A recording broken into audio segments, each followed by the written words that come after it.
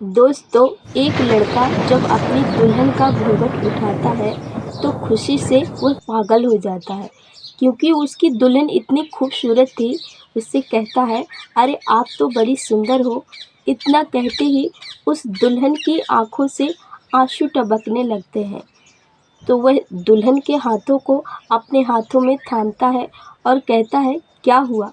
मेरे पास किसी चीज़ की कमी नहीं है। मैं दुनिया की सारी खुशियाँ तुमको दूंगा। तो वह दुल्हन कहती है, आप मुझे जितनी खुशियाँ दे सको तो आज दे दो, लेकिन कल मेरी लाश को मेरे मायके भिजवा देना। दोस्तों, कहानी शुरू करने से पहले आपसे एक छोटी सी रिक्वेस्ट है कि आप मेरे चैनल को सब्सक्राइब ज़रूर करें। एक गांव से 4 लड़कियां पढ़ने के लिए शहर जाया करती थीं।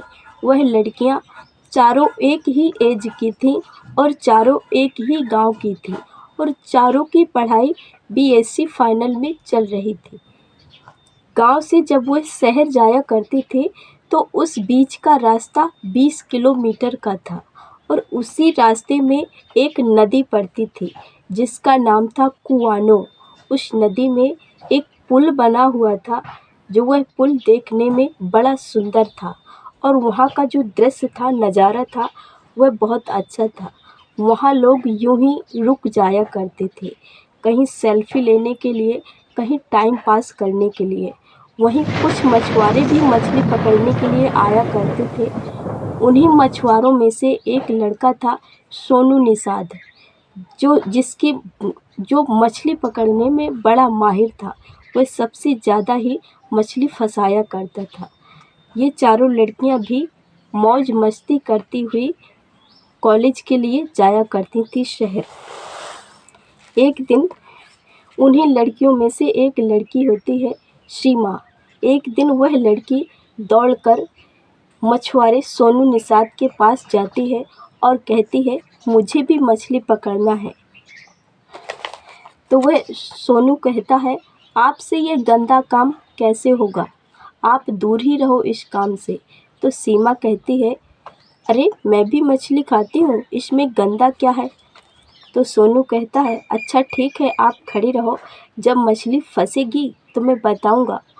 और 5 मिनट की बाद ही उसके कांटे में मछली फंस जाती है। तो सोनू कहता है, लो फंस गई, खींचो। तो सीमा मछली खींचने लगती है। मछली जो होती है वह बड़ी थी तो इधर उधर हो रही थी। तो सीमा कहती है, अरे आप भी मछली खींचो, नहीं तो आपकी मछली भाग जाएगी। तो दोनों मछली निकालते हैं और जब मछली निकालते वक्त सीमा का स्पर्श सोनू से हो जाता है, कहीं बालों का, कहीं हाथों का। अब मछली खुशी खुशी निकालते हैं। मछली निकाल करके सीमा तो अपने रास्ते घर चली जाती है, लेकिन जो सोनू होता है उसका खेल यहीं से ख़राब हो जाता है। वह सीमा के बारे में सारी रात सोचता रहता है और कल सुबह सुबह अपना कांटा और डोरी लेकर के उसी नदी में आ जाता है। तो जब वह लड़कियां चारों पढ़ने के लिए जा रही थी तो देखती हैं कि आज तो सोनू अकेला है। तो उससे कहती हैं, अरे तुम आज सुबह सुबह आ गए, आज तो यहाँ कोई नहीं है। तो वह कहता है, हाँ आ गया। फिर कहते हैं, अरे जाना मत, आते वक्त मैं मछलियाँ पकड़ूंगी। तो वह कहता है, नहीं जाऊँगा। फिर कहती हैं, जाना मत। वह कहता है, नहीं जाऊँगा। तो आते वक्त वह लड़की जो होती है दौड़कर सोनू निषाद के पास जाती है और कहती है कि लाओ, कहाँ फंसी है मछली। तो जो पहले से मछली फंसी हुई थी उसको सोनू ने निकाला ही नहीं था, क्योंकि वह सीमा का इंतज़ार कर रहा था और कहता है, लो इसमें फंसी हुई है। तो सीमा निकालती है मछली, एक निकालती है, 2 निकालती है, 3 निकालती है। दोनों मिलकर के मछलियाँ निकालते हैं और निकालते वक्त जो स्पर्श होता है वो सोनू के एक दूसरे को होता रहता है। और खुशी कल की तरह सीमा को आज भी मछली निकालने में बहुत मज़ा आता है। मछली निकालते निकालते सोनू कहता है, जब जाने लगती हैं, कहता है, अरे अपनी मछली तो लेते जाओ।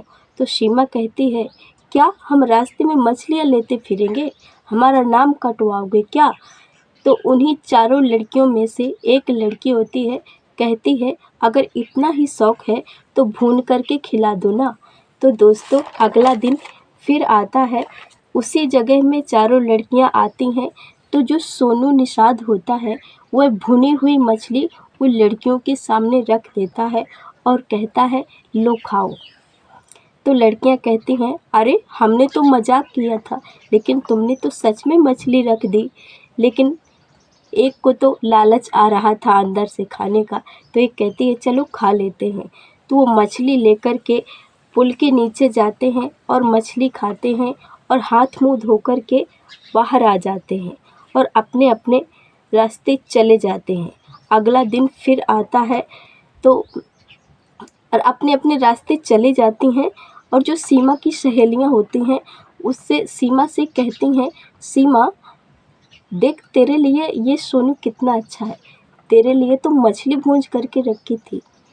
तो सीमा कहते हैं क्या मैंने बस मछली खाई थी, तुमने नहीं खाई हैं? तो कहते हैं हाँ खाई हैं, लेकिन नाराज़ मत हो, लेकिन तेरे लिए लड़का बहुत अच्छा है। सीमा की सहेलियां मजाक करती हैं, लेकिन सीमा उस बात को सीरियस ले लेती है और सीमा रात भर उसके बारे में सोचती है और उसको भी लव की फीलिंग आने लगती है। तो जब पढ़ने के लिए जा रही थी तो रोज़ की तरह सोनू खड़ा था। तो सीमा उसको देख करके मुस्कुराती है और कहती है जाना मत, आते वक्त मिलती हूँ। दोस्तों अगला दिन फिर आता है, रोज़ की तरह सोनू उसी पुल में खड़ा था। तो सीमा उसको देख करके मुस्कुराती है और कहती है जाना मत, वापस आके मिलती हूँ। तो जैसे ही वापस आती है तो सोनू से कहती है समोसे खाओगे? सोनू कहता है समोसे? कहती है हाँ। तो वो चारों पुल के नीचे जा कर के समोसे खाने लगते हैं। तो समोसे खाते खाते सीमा कहती है तुमने मुझे मछली खिलाई थी, मैं तुमको समोसे खिला रही हूँ। तो सोनू कहता है मैंने तो तुम्हें मछली पकड़ना सिखाया, तुम मुझे क्या सिखा रही हो? तो सीमा कहती हो मैं तो पढ़ती हूँ, पढ़ लो। सोनू कहता है मैं भी पढ़ा लिखा हूँ, ऐसी बात नहीं है, मैंने भी डी फार्मा कर रखा है, अभी अभी मेरी पढ़ाई ख़त्म हुई है, मैं लखनऊ में पढ़ता था।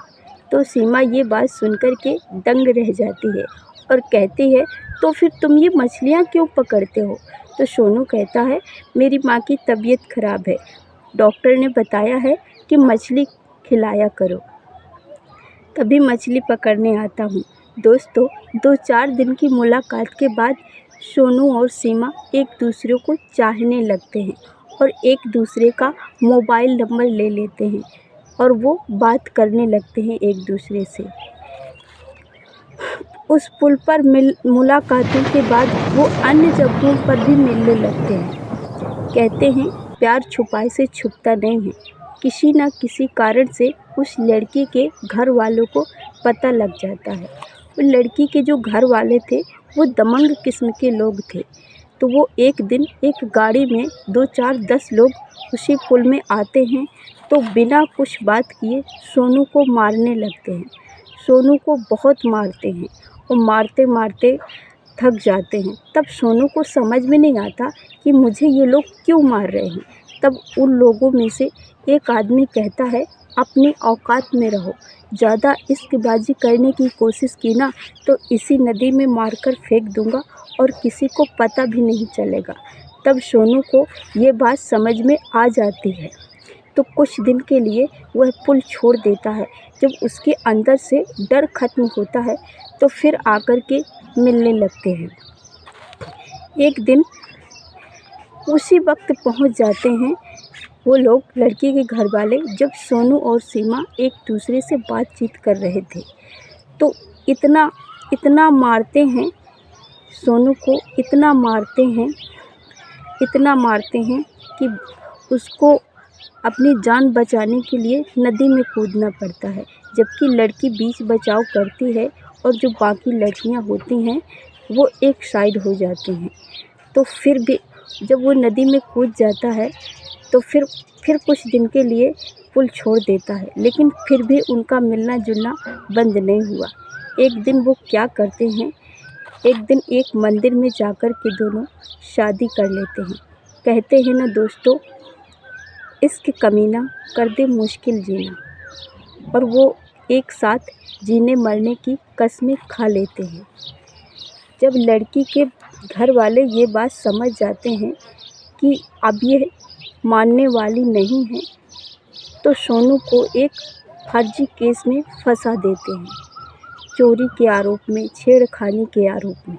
जब सोनू 3 महीने के लिए जेल चला जाता है, तब लड़की के घर वाले सोचते हैं कि अब इसकी शादी कर देना ही अच्छा रहेगा। तभी एक लड़का से उसकी शादी पक्की कर देते हैं, जो नज़दीक के गांव से था। लेकिन ये बात लड़की के घर वालों को पता नहीं था कि जिस लड़के से वो शादी पक्की कर रहे हैं, वो सोनू का ही दोस्त है। वो एक साथ लखनऊ में पढ़ने वाले हैं। दोस्तों, शादी होती है और वह अपने घर जाती है और पहली रात की ये कहानी होती है। दोस्तों, उसके बाद जो उसका हस्बैंड होता है पंकज, उसको बहुत धमकाता है और कहता है कि हम तुमको ब्याह करके लाए हैं, तुम्हें क्या लगता है हम इतनी आसानी से तुमको मरने देंगे? तो लड़की कहती है, तुम जो भी कर लो, लेकिन कभी ना कभी तो मुझे अकेला छोड़ोगे और मैं अपनी जान दे दूँगी। तो बहुत ज़्यादा जब बातचीतें होती हैं, बहुत ज़्यादा बातचीत होती हैं, तब वो हस्बैंड उसका कमरे से बाहर निकल जाता है और फिर 2 मिनट के बाद आता है। उसके साथ सोनू भी था। सोनू आवाज़ देता है, कहता है सीमा। तो सीमा इधर-उधर देखने लगती है और पंकज की तरफ देखती है। जब उसके सामने आता है सोनू, तो दोस्तों बेड पर से वह कूद पड़ती है और उसके गले लग जाती है और रोने लगती है। उसके समझ में नहीं आ रहा था ये सब क्या हो रहा है। पंकज फिर पूरी उसकी कहानी सुनाता है। पंकज की जिस दिन शादी थी ना, उसी दिन जो सोनू था वो ज़मानत पर घर आ जाता है। जब घर आता है तो वो कार्ड में उसके एड्रेस देखता है और एड्रेस देख कर के सीधा पंकज के घर आ जाता है। जब पंकज के घर आ जाता है तो पंकज सोचता है, पंकज के सारे दोस्त आए थे जिसको उन्होंने बुलाया हुआ था, लेकिन सोनू को नहीं बुलाया था। तो वह सोचता है, अरे मैंने तो इसको बुलाया नहीं, ये कैसे आ गया? तो फिर वो कहता है, अरे सोनू आ गए, अच्छा हुआ, आओ आओ, बहुत अच्छा हुआ आप जो आ गए। लेकिन सोनू का मन बहुत उदास था। तो कहता है, क्या हुआ, तुम बहुत उदास लग रहे हो? तो सोनू फिर सारी कहानी बताता है। कहता है, जो भी